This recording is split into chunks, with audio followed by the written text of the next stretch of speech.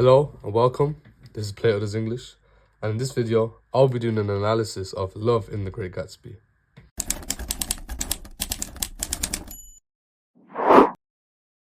Okay, so here, before I start explaining the actual analysis, I want to give a knowledge check, essentially, of what you need to know before we start analyzing.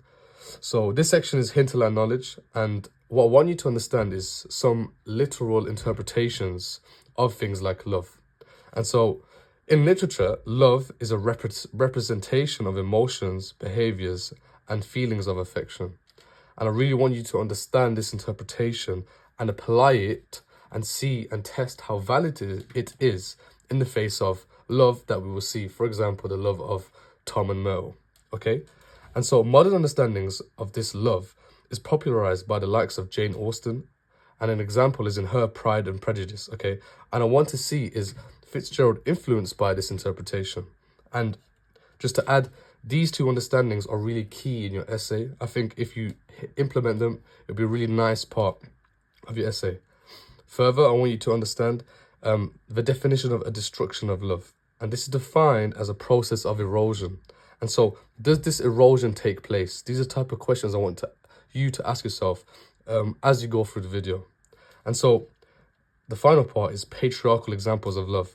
So, what are they? I've got here dominion. So, having this sense of domination about yourself in love, an obsession and control, and centeredness. So, does this attributes take place anywhere in The Great Gatsby? And these are really essential for you to understand. So let's get into the analysis. So the first example that I want you to really understand is Tom's misogynistic values and views. So Tom's love for Myrtle is something which should be discussed in the essay. I think the reason why is because it offers a very nuanced approach. And so what we can understand from the novel is that Myrtle's love is not simply gluttonous. It's deeper, and it's an infatuation. And she believes that this mutual feeling is reciprocated. Okay.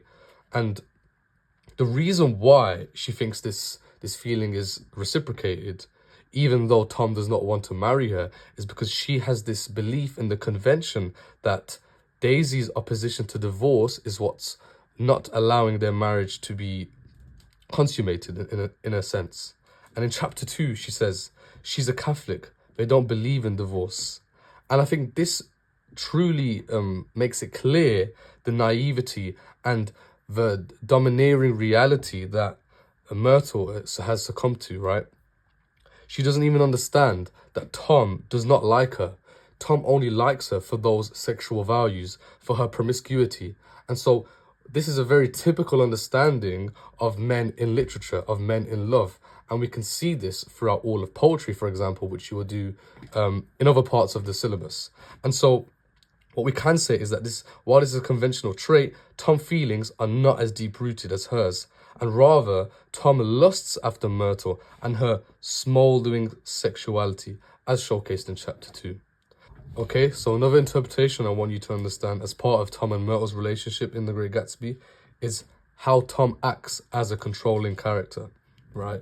And one example which I think really articulates this controlling and masculine, brutish masculinity is when he casually breaks Myrtle's nose. So when Myrtle buys a dog, she asks, "Is it a boy or a girl?" To which Tom answers, "It's a bitch. Here's your money, comma, go buy 10 more. And the reason why I've accentuated that comma is because here we can see how this abrupt linguistic mimesis showcases and signifies that from a nuanced interpretation, there is this sense of material love.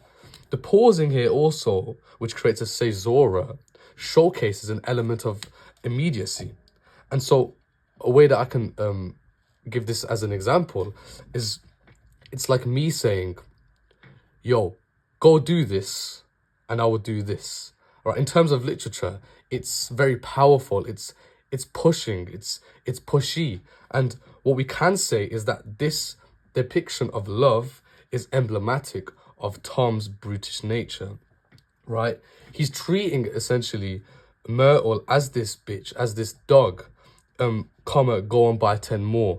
because that's what she's good for. And that's what he's good for giving her this materialistic wealth so she can buy 10 more and be happy.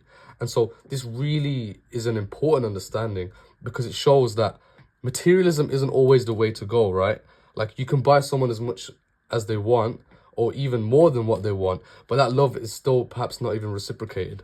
And that in this element showcases that. And so through this metaphorical understanding, this language becomes an analogy for Tom and Myrtle's relationship. So she is to be bought and sold like commodities, to be bought and sold like that dog. And thus, Fitzgerald implements this deep-rooted analysis to showcase the very real turmoil in the relationships at hand. And perhaps if we look at this from a societal understanding, as in from the 1920s, we know that this is an age of decadence. This is an age of growing wealth and capitalism. And so what we can say is that Fitzgerald here showcases an issue with the fundamentals behind valuing wealth and prioritizing it over things like love and genuine love, which is what perhaps even Gatsby is attributed to. And so this is a really important understanding. Okay, so for the final part of this video, I want to put forward this thinking experiment, and I want you to partake in this to really question your understanding. And so for number one, I want you to think about whether or not there are any other parts in the novel which are parallel to Tom and Myrtle's love. So what I mean by this is, are there any other examples of a similarity in love? And if there are, I want you to explain how they are similar and perhaps how they are nuanced. One example that I would give, which I think would be a really impressive interpretation, is that perhaps Gatsby's love, while typically is understood as this more effeminate understanding of love, is actually more patriarchal, as he partakes in this centeredness as we discussed in the hint in our knowledge. And so, for number two, I want you to think, does this love play into literature, i.e. through the canonical lens? And the reason why this is here is because I want you to understand the process of literature and the process of love through literature, through the ages, because this is literally what your test is on. And so what they're really testing is your understanding of love through literature and how it can be applied in this understanding. And an example that I would give is that Tom's love is very patriarchal and thus plays into the archetype of a male-centeredness of love. However, I would give a nuanced interpretation and try to explain why he feels that way, and perhaps showcase that Myrtle is a more domineering character, as we see the effects that she has on other characters like George Wilson, her husband. So that's one interpretation. For number three, I want you to think about if there are any other books which you're aware of in the postmodern era that are in similarity, and I want you to apply them in the exam. I want you to really implement this because it shows a wider range of knowledge, and you don't have to do it throughout the whole of your essay, but of course being aware of these other people who have spoken and who are literary writers on love, and this interpretation of love is really important. Okay, so for number four, I want you to ask yourself, who suffers the most? Is it Gatsby or is it Myrtle? And I really want you to be aware of the different interpretations and the implications of love in this sense. And perhaps you could get a question similar to this. And so being aware of it is really important. Okay, so for the last thinking experiment, I want you to really become satisfied with the book, right? I want you to be evaluated enough to understand how all the characters and their mechanisms work. And so as part of this understanding, you can question if you have sympathy for any of them, right? Do you have sympathy for Tom and Myrtle and their dysfunctional, tumultuous love? Or do we not? And why do we not? And do we or do we not, based on Fitzgerald's understanding or based on our own present understanding? Because you have to remember the present day interpretation, i.e. the 21st century, is an important part of your essay. Okay, I think a lot of teachers forget to teach that, but you have to interpret it also from the modern lens, from this modern perspective. And so perhaps we do not have sympathy for Myrtle because she plays into this Madonna whore complex, this angel of, she subverts the angel of the house. And so this is what perhaps leads her to this eventual downfall, for example, being abused and other such. So this is really important, and I want you to understand that.